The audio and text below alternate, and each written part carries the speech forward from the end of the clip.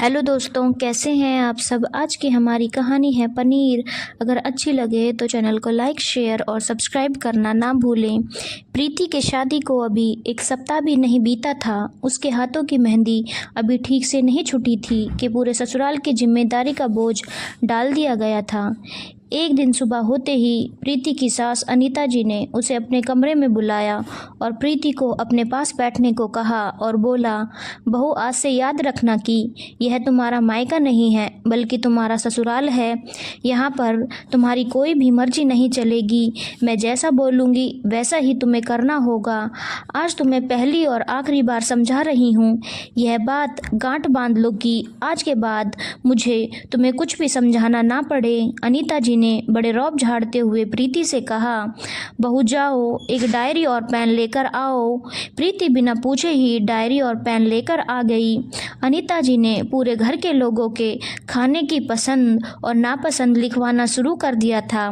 सबसे पहले अपने बेटे आकाश का नाम लिखने को कहा और उसको सप्ताह में क्या क्या खाना पसंद है सारा कुछ नोट करो। ऐसे ही करके घर के सभी सदस्यों के पसंद और नापसंद के बारे में प्रीति को डायरी में नोट करवा दिया था।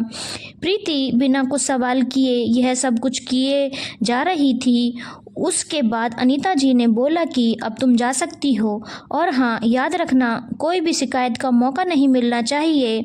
अगर तुमने ऐसा वैसा कुछ किया तो मैं तुम्हें बर्दाश्त नहीं करूँगी। प्रीति हाँ में सिर हिलाते हुए चुपचाप वहाँ से चली गई।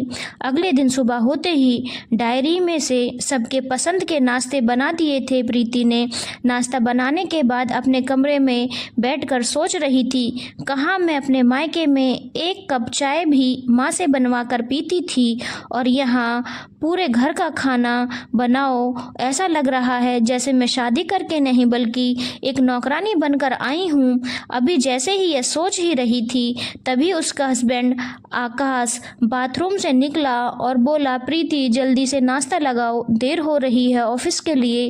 प्रीति किचन से नाश्ता लेकर आ गई। नाश्ते में आज ब्रेड टोस्ट बना था। यह देखकर आकाश बोला, अरे वाह, तुम्हें कैसे पता कि आज के दिन मैं ब्रेड टोस्ट नाश्ते में खाता हूँ। प्रीति ने मुस्कुराते हुए बोला, कैसे नहीं पता रहेगा, आखिर मैं पत्नी हूँ आपकी। अब आपकी पसंद और नापसंद के बारे में मुझे नहीं पता होगा तो किसे पता होगा। आकाश बोला, वेरी स्मार्ट गर्ल, लगता है माँ ने तुम्हें सब कुछ बता दिया है। चलो अच्छा है, क्योंकि यह एक पत्नी का कर्तव्य होता है कि वह अपने पति के पसंद और नापसंद को जाने। नाश्ता करते हुए आकाश बोला, प्रीति जल्दी से मेरा लंच भी पैक कर दो। प्रीति लंच बॉक्स पकड़ाते हुए बोली, यह लो जी, आपका लंच तैयार है। अब तो आकाश बहुत ही खुश हो गया। बीवी हो तो ऐसी। लंच उठाकर आकाश ऑफिस के लिए निकल गया। प्रीति ने सोचा, थोड़ी देर आराम कर लेती हूँ, फिर ब्रश कर लूँगी। थोड़ी देर बाद तो सारे घर वालों की फरमाइशें शुरू हो गई। उसकी ननद ने आवाज़ लगाई, भाभी मेरा नाश्ता जल्दी से लगा दो, मुझे कॉलेज जाना है। उसका छोटा देवर, भाभी जल्दी से मेरा भी नाश्ता लगा दो, मुझे भी ऑफिस जाना है। और उसके ससुर जी, बेटा मेरा भी नाश्ता लगा दो, मुझे भी दुकान पर जाना है। प्रीति को सबकी फरमाइशें पूरी करते करते 12 बज चुके थे। उसे भी अब भूख लगने लगी थी। सोचा कि मैं भी नाश्ता कर लेती हूँ, उसके बाद लंच बनाने का भी टाइम हो जाएगा। प्रीति किचन में नाश्ता करने के लिए जाती है, देखती है कि एक भी रोटी तो बची नहीं है, बस थोड़ी सी सब्जी बची हुई है। प्रीति ने सोचा, चलो अब क्या रोटी बनाती हूँ, अब तो लंच बनाने का टाइम हो जाएगा, उसी समय खाना खा लूँगी। प्रीति ने सोचा, अब मैं क्या ही करूँ अपने लिए बनाकर। तभी उसकी सास अनीता जी ने आवाज़ लगाई, बहू आज खाना 2 आदमी के लिए ज़्यादा बनाना, क्योंकि आज आकाश के बुआ और फूफा जी भी आ रहे हैं, साथ में ही लंच करेंगे। और हाँ, उनके खाने में नमक थोड़ा कम डालना, क्योंकि फूफा जी नमक बहुत कम खाते हैं खाने में।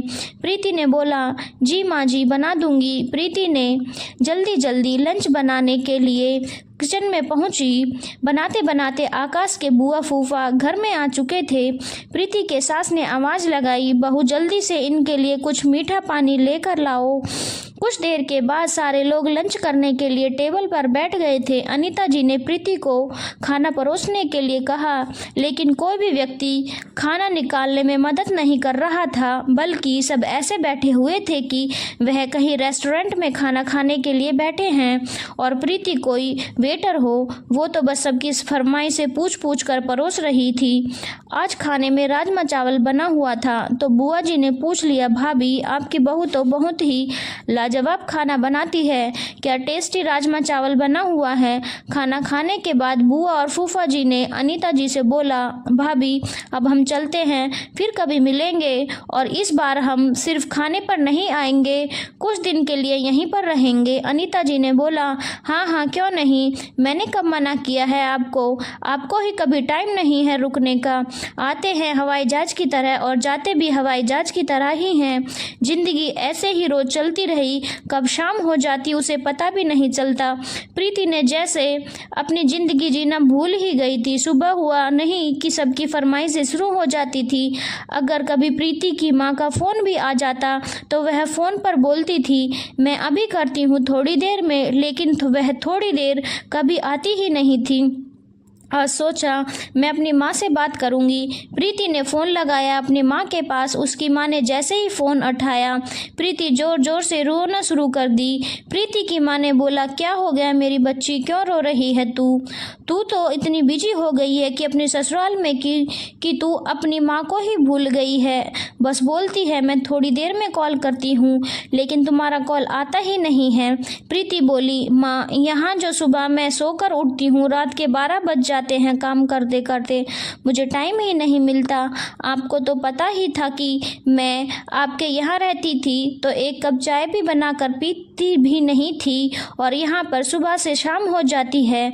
माँ मैं थक जाती हूँ बिल्कुल ही। उसकी माँ बोली, बेटी क्या करोगी, ससुराल है, करना तो पड़ेगा ही। आज मन भर के अपनी माँ से बातें की, ऐसा लग रहा था कि उसके ऊपर से कितने बोझ हल्के हो गए हैं। बात करते करते ही आकाश ऑफिस से घर आ गया था और कपड़ा खोलते ही बोला, प्रीति जल्दी से एक कड़क चाय बनाओ, आज सर में बहुत तेज दर्द हो रहा है, ऑफिस का काम भी आज बहुत ज़्यादा था। प्रीति ने अपनी माँ से बोला, माँ मैं फ़ोन रखती हूँ, फिर बात करूँगी। आकाश के लिए चाय बनाने को चल देती है। तभी आकाश ने प्रीति को पकड़कर अपनी बाहों में ले लिया और बोलता है, महारानी थोड़ी देर बाद भी चाय बनाने जा सकती हो, तुम तो इतनी बिजी रहती हो कि तुम्हारे पास मेरे लिए बिल्कुल भी टाइम ही नहीं होता है। आज हमारी शादी को 1 महीना बीतने वाला है, लेकिन मुझे कभी भी एहसास नहीं हुआ कि तुम मेरी पत्नी हो। ऐसा लगता है तुम एक घर की नौकरानी हो, दिन भर अपने काम में बिजी रहती हो। प्रीति ने आकाश की बात काटते हुए कहा, आकाश कैसी बात करते हो आप, अपना काम तो करना ही पड़ेगा ना, कोई दूसरा तो नहीं आएगा करने को। आकाश ने बोला, हाँ बाबा हाँ, चाय बना कर लाओ। आकाश बोला, प्रीति जरा आज मैं रात के खाने में कुछ नहीं खाऊंगा क्योंकि मेरे सर में बहुत तेज़ दर्द हो रहा है और मैं जा रहा हूँ बस अब सोने। प्रीति रात का खाने बनाने की तैयारी में जुट गई थी। खाना बनाने के बाद सब लोगों को आवाज़ दे दी। सब लोग अपने अपनी जगह पर आकर बैठ गए थे। प्रीति ने खाना परोस दिया था। आज खाने में प्रीति ने मटर पनीर और पुलाव बनाए थे। मटर पनीर चखने के साथ अनीता जी गुस्सा हो गई, यह क्या बनाई हो, इसमें नमक कितना ज़्यादा है। प्रीति बहुत डर गई थी, सोचने लगी क्या करे कि नमक कम हो जाए। उसी समय प्रीति की ननद ने भी मटर पनीर चखा तो उसको नमक बिल्कुल भी ज़्यादा नहीं लगा और अपनी माँ से बोली, माँ नमक कहाँ ज़्यादा है, आप दोबारा से चख कर देखो। अनीता जी ने अपनी बेटी को डांट दिया, तुम्हें ज़्यादा पता है। प्रीति के ससुर बहुत भले इंसान थे। उन्होंने बोला, अनीता क्यों बहू को परेशान करती रहती हो, क्या तुम्हें अच्छा लगता है यह सब करना? अगर तुम्हारी बेटी की शादी हो जाए और उसकी सास ने उसे ऐसे ही परेशान किया तो क्या तुम्हें अच्छा लगेगा? प्रीति भी तो किसी की बेटी है। अनीता ने बोला, आपको किसने बोला है बीच में बोलने के लिए? मैं जैसा करती हूँ ठीक करती हूँ, कभी भी बहू को सिर पर चढ़ाकर नहीं रखना चाहिए, नहीं तो बिगड़ जाती है। अनीता के आगे किसी की भी नहीं चलती थी। सब चुपचाप बैठकर देखते रहे। उसके बाद अनीता ने बोला, चलो रहने दो, कोई बात नहीं, हम सब ऐसे ही खा लेते हैं। सबको खिलाने के बाद प्रीति ने भी खाना खाया। उसे बिल्कुल भी नमक ज़्यादा नहीं लगा। उस दिन समझ गई थी कि उसकी सास उसे जानबूझकर परेशान करती है, लेकिन वह फिर भी कुछ नहीं बोलती थी। जो वह बोलती थी वह चुपचाप करती थी। एक दिन अनीता जी छत पर कपड़े सुखाकर नीचे उतर रही थी, तभी उनका पैर सीढ़ियों पर फिसल गया और उनके दोनों पैर में फ्रैक्चर हो गया। अब अनीता जी चल फिर नहीं सकती थी क्योंकि उनके पैर में प्लास्टर हो गया था। अब वह बेड पर लेटी रहती थी। प्रीति उनकी सेवा तब भी दिन रात करती थी। अनीता ने एक दिन अपनी बेटी से एक गिलास पानी मांगा तो उनकी बेटी ने बोला, माँ भाभी से मांग लेना, मैं स्कूल के लिए लेट हो रही हूँ, और उसने पानी नहीं दिया। और यह बात अनीता को बहुत बुरी लगी थी। प्रीति एक गिलास पानी लेकर आई और अपनी ननद को बुलाया और उसे खूब डांट कर बोला, तुम्हारे पढ़ने लिखने का क्या फ़ायदा जब तुम अपने माँ बाप की सेवा नहीं कर सकती हो। ऐसी पढ़ाई से तो ना ही पढ़ना है बेहतर। प्रीति आज बहुत ज़्यादा गुस्से में थी। अनीता जी को आज प्रीति का एक अलग ही चेहरा नजर आ रहा था। आज अनीता जी सोचने लगी कि जिस बहू को मैं इतने दिनों से सताती रहती थी, वह ऐसी स्थिति में भी मेरी सेवा करती है। वह चाहती तो पानी नहीं देती और मेरी बातों को अनसुना कर सकती थी, लेकिन उसने मुझे पानी भी दिया। और एक मेरी बेटी है जिससे मैं पानी मांगने पर भी उसने मना कर दिया। उस दिन के बाद से अनीता जी अपनी बेटी को बहुत ज़्यादा ही प्यार करने लगी, बल्कि अपनी बेटी से भी ज़्यादा प्यार करने लगी प्रीति को। अनीता जी ने प्रीति को बुलाया, बोला, बेटी वह जो मैंने डायरी लिखवाई है वह लेकर आओ। प्रीति डायरी लेकर आई और अनीता जी ने उस डायरी के सारे पन्ने फाड़ दिए और बोला कि आज के बाद तुम्हें जो अच्छा लगे वह खाना बनाना, जिसको खाना है खाएंगे, नहीं तो वह खुद बनाएंगे। आज से तुम किसी की नौकरानी नहीं हो, आज से तुम इस घर की महारानी हो। सचमुच में आज प्रीति अपने आप को स्वतंत्र समझ रही थी। ऐसा लग रहा था आज वह एक खुले आकाश में पंछी की तरह उड़ रही है और पंछी जेल से आज़ाद हो गया था। धन्यवाद दोस्तों। अगर आपको कहानी अच्छी लगी हो तो चैनल को लाइक, शेयर और सब्सक्राइब करना ना भूलें।